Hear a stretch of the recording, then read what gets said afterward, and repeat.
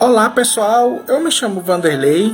Vamos dar continuidade falando do livro lindo, poderoso, maravilhoso que é a Bíblia. E estamos falando dos profetas maiores, dando continuidade do vídeo anterior, relatando sobre o profeta Daniel.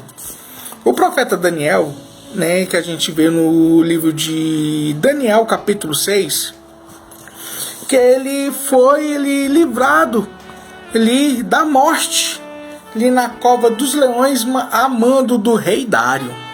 O rei Dário que conquistou a Babilônia, que é o Medo-Persa, e Dário, para cumprir o que foi enganado com os seus sacerdotes, as pessoas que ele confiava, mas ele amava muito Daniel. E foi lançar Daniel na cova dos leões. E jogou lá no período da tarde. E nesse período da tarde, e os leões famintos, durante semanas, eu creio que esses leões eles estavam famintos e querendo comer de tudo a carne, se alimentar o seu estômago. E com isso, no período da noite, quando Daniel, na tardezinha, no período da noite, quando lançou Daniel lá nessas covas dos leões, quem o livrou ele lá na cova dos leões? Na Bíblia, o Daniel fala que foi o anjo do Senhor. O anjo do Senhor, o nosso Rei Salvador Jesus Cristo. Tanto que ele ama Daniel, ele pôs a mão na boca dos leões, debaixo da jugular, na boca dos leões. E os leões ficaram mansos lá. Por que isso? Porque nosso Deus que criou tudo sobre todas as coisas, tudo e todos.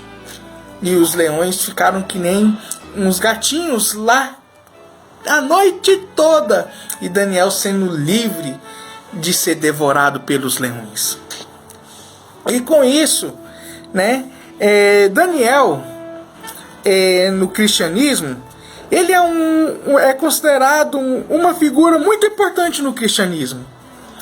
Principalmente porque alguns elementos do seu livro assumiram um significado cristológico muito forte. Ou seja, Jesus Cristo estava com Daniel o tempo todo. E a sua profecia das 70 semanas anunciaram que, segundo alguns teólogos, o nascimento e a morte de Cristo. O Novo Testamento faz uma referência a Daniel, a Mateus, capítulo 24, versículo 15, em referência à abominação e à desolação. Ou seja, qual que é essas 70 semanas de Daniel? Essas 69 semanas, quando Daniel ficou sabendo, pediu oração ao Senhor, pediu entendimento e discernimento do seu povo, o anjo Gabriel explicou para ele das 70 semanas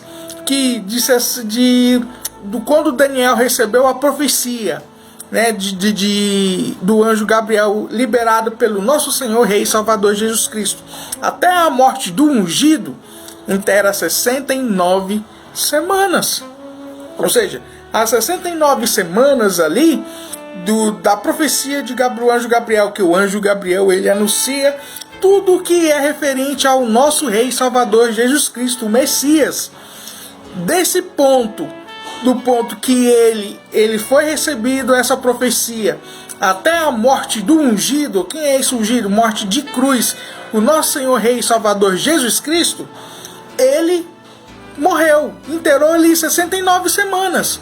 E falta uma semana. E essa uma semana é o reinado do anticristo.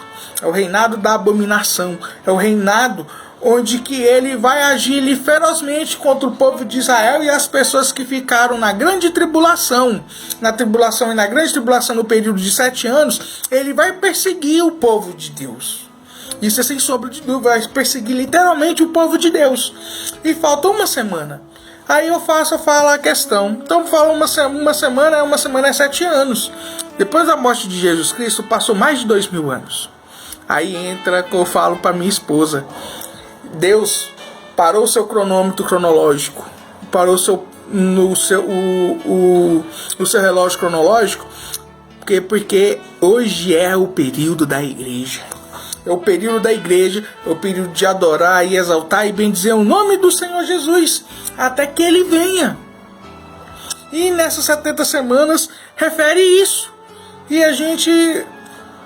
O Deus parou o cronômetro dele, porque hoje a gente vivemos no período da graça. Mas quando a igreja subir e encontrar o nosso Senhor Jesus nos ares, porque o apóstolo Paulo fala que os mortos ressuscitaram primeiro e consequentemente os vivos ressuscitaram primeiro, vai encontrar com o nosso Senhor Jesus nos ares, e nos ares aí já vai começar a última semana de Daniel, a última semana para inteirar 70 semanas. Aí das pessoas que vão ficarem na grande tribulação.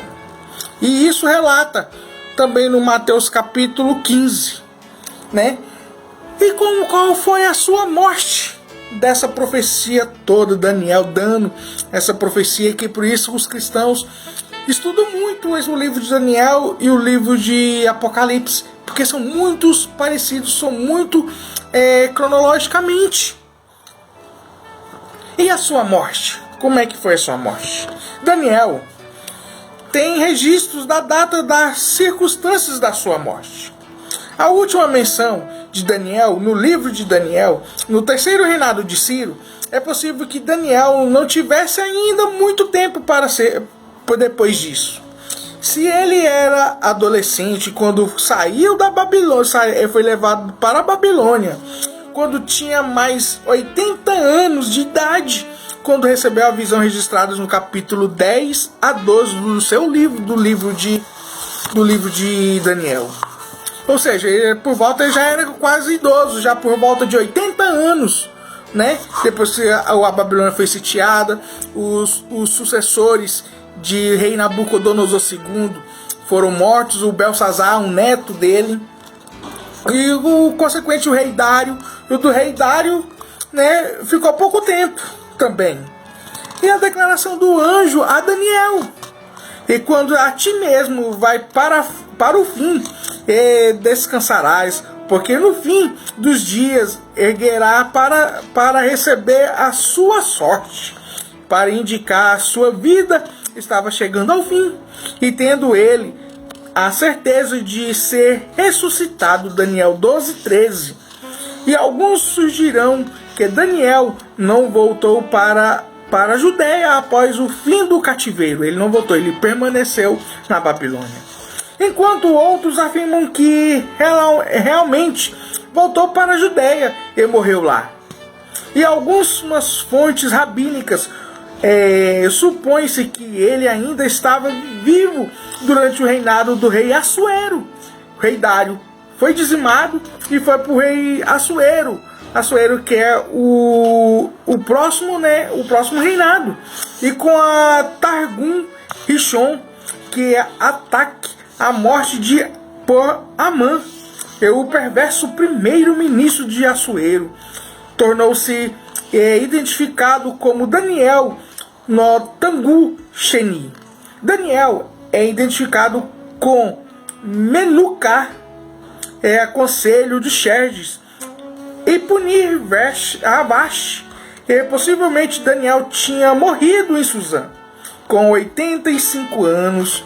Existe um provável túmulo de onde estaria o seu corpo. O lugar é conhecido como Shur Daniel.